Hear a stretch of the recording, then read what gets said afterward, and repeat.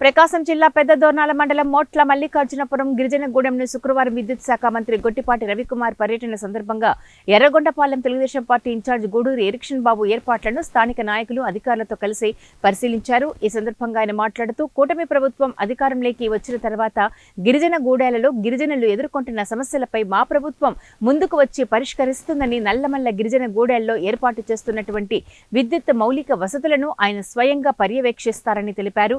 కార్యక్రమాన్ని విజయవంతం చేయాలని కూటమి నాయకులకు అభిమానులు ఆయన కోరారు.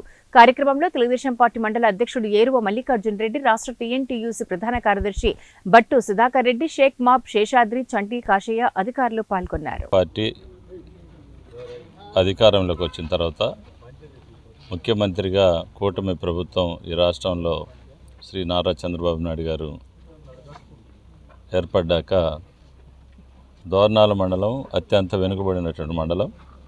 ప్రత్యేకించి గిరిజన గూడాలు ఎక్కువగా ఉన్నటువంటి మండలం ఇది.